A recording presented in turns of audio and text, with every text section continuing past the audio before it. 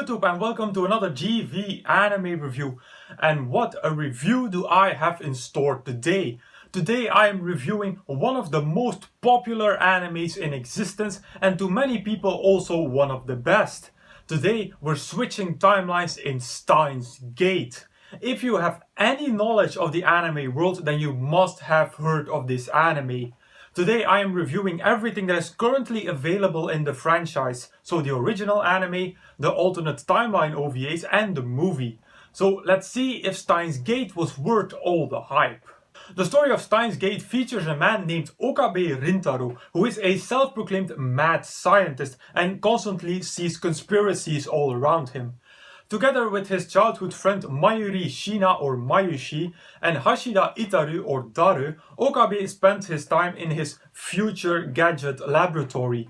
Most of their inventions are completely useless, except for one, the phone microwave, who seems to have the ability to teleport things.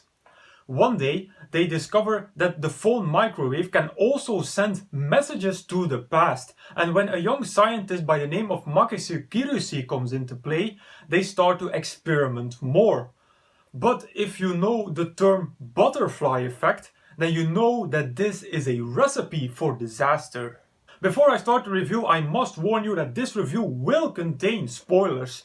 But as usual, I will tell you in advance when the spoilers are coming up and I will indicate to which time point in this video you have to skip to avoid the spoilers. So let's start the review with a massive positive point that is almost unique to Steins Gate. Finally, I got to watch a scientifically accurate time travel anime. This is the first anime where the time travel actually seemed possible and that it was built upon solid scientific principles. There is one other anime that I saw attempting to do that, which was Orange, but every other time travel anime that I have seen resorted to a magical element to make the time travel work. But in Steins Gate, through the implementation of the many worlds theory and the butterfly effect, they made the time travel as scientifically accurate as time travel can be at this point. This shows how much time, effort and energy has been put into this anime and in the original visual novel. As I once said in another review, you can't build a great anime without great characters, and Steins Gate did just that. Almost every character in this anime was very well written with interesting personalities and they all have their part in the bigger story. Now there's one character that I want to dive a little bit deeper in, which is our main character Okabe. Okabe was one hell of an amazing character, not only because of what he does in the anime, but also because of his personality. He was the perfect combination of comedy and drama in one character. Okabe could be extremely funny at times with his quirks, his jokes and just the way how he acted overall. But then when everything starts to go to shit in this anime, we get to see a whole other Okabe. An Okabe who is determined to save the one he cares about and is willing to go above and beyond to do that. He risks his own safety and sanity for that. Like that, he reminded me a lot of Subaru from Re:Zero, and you can see more similarities between the two stories. But both of them risked their life and mind to save the ones they care about, and that made both of them amazing characters. Now we're getting to the story part of this review, and this is where the spoilers are. So if you haven't seen Steins Gate yet, I highly advise you to 1. Go watch it, and 2. Skip to this point in the video if you want to avoid all the spoilers that I'm about to tell.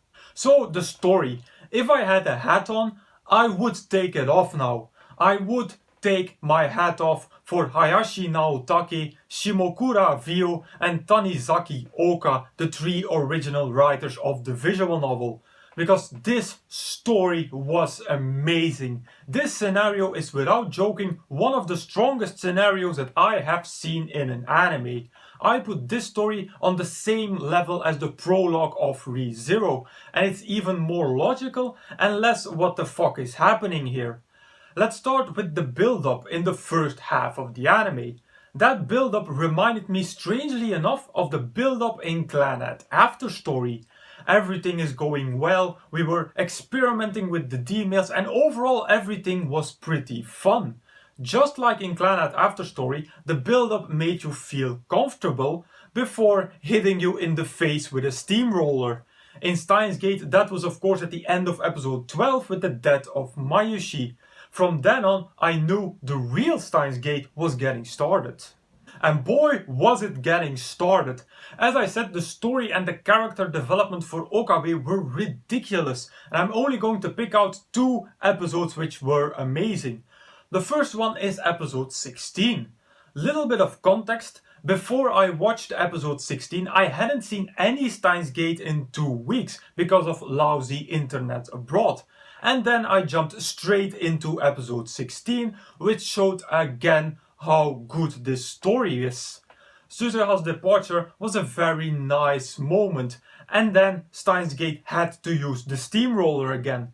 Okabe noticing that nothing had changed, to then see the letter of Suzuha that she failed her mission, losing her memory and eventually committing suicide out of depression was so fucked up that it's one of the most memorable moments of Steins Gate.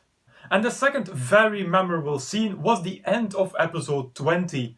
Again, everything is going between quotation marks well.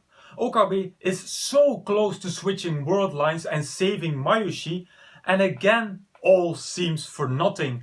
The moment where he and I realize that in order to save Mayushi he has to go to the timeline where Kurisu dies was pure gold. I had completely forgotten about that fact, partially because of the 2-week break, but it made the blowing my mind factor that much bigger. So I think I made my appreciation for the story very clear. However, I have 2 remarks about it as well. First remark is that it was never explained how the time stopped when Mayushi died. Every time she was going to die, her watch stopped and the hourglass stopped. Or I have missed this, or this was something that was never explained, and if it was an effect of the world lines. And my second remark is, and I'm letting my imagination run wild now, is that a sad ending might have been better for this anime. I have absolutely no problem with the current ending, but I can't help but imagine what a bombshell it would have been if the anime ended after episode 22. Just consider the possibility that the anime stopped after switching world lines with that scene of Okabe on the roof. If that would have been the ending of this anime, then that would have been completely insane. Now I do realize that there is a major flaw with this idea, being that we would have never known who the murderer of Kurisu was. But the idea of such an ending felt very interesting to me. And the final non-spoiler negative point was that the animation wasn't always on point. For the most part, Steins Gate was animated very well and the grey palette fitted this anime perfectly. But there were times where I did notice that the character design was slightly off. And finally, my quick thoughts on the movie. The movie was a nice addition to the original storyline. It wasn't really necessary, but it did strengthen the bond between Okabe and Kurisu. Kurisu had an idea of what Okabe had been through, but now that she has experienced it herself, I think her love for Okabe has only become greater. So as a conclusion, I can see why this anime is so popular. I completely understand why it is currently number 13 on Anime Planet and number 4 on my anime list. Scenario wise, this anime is pure gold. The only downside to the scenario is that you can kind of guess how it's going to end. That was one of the points that I talked about. But still, Steins Gate is a very good anime. If you're into seinen psychological thrillers, then you should definitely check out this anime.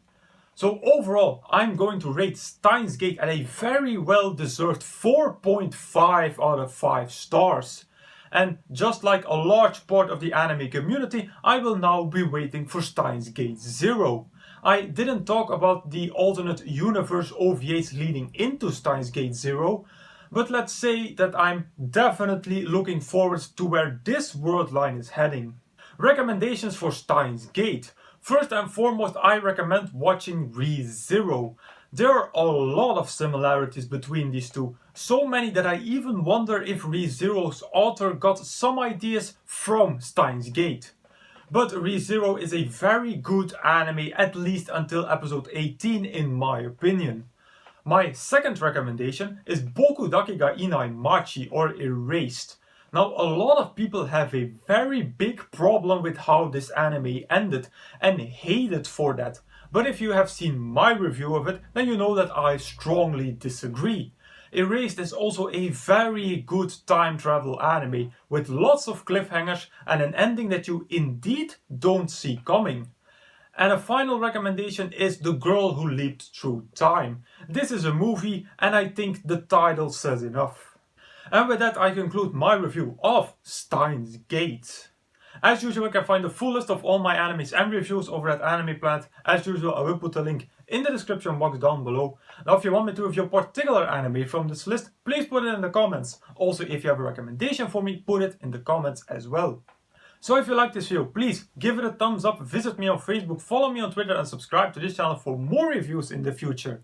Then I will say arigatou gozaimasu and I will see you all in the next video.